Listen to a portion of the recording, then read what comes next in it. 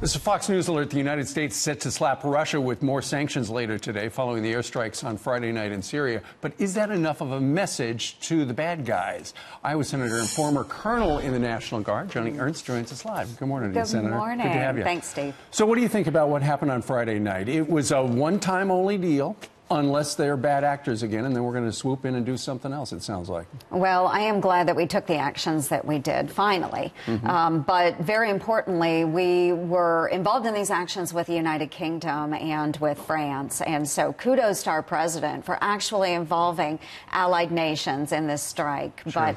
But going forward, we do have to have those discussions in Congress. What about Putin? I mean, come on, he's pulling the strings over there.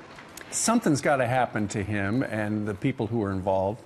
Well, and we've heard from Ambassador Haley, and we know that additional sanctions are going to come down. But those are part of those discussions that we need to have in Congress. Very difficult situation having Russia and Iran involved in that region as well. Well, one of the conversations that a lot of people are having is what we've heard from the president. He's made it clear, you know, it was about a week before the chemical attack where the president said, you know, I'd like to get out of there as soon as I can. Sarah Huckabee Sanders was on one of the morning shows yesterday, and she said the president stands by that. It would be nice to get out as soon as we can. I think it would be great to get out as soon as we can. However, we do need regional stability, and I know that's a difficult issue, but we are still combating ISIS in that region. So we do have troops that are involved in Syria. That's their primary focus. So what we see with Bashar al-Assad is really kind of a secondary issue for us right now, but it is one that we need to discuss again as Congress. We need to update our authorization for the use of military force. Many of us believe that. The president has the authority to do what he did. Sure. I'm glad that he did it, but anything additional to that, we need to address it as Congress.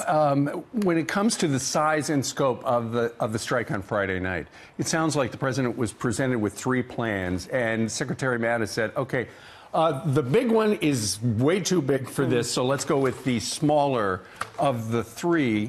It sounds like the president wanted something bigger.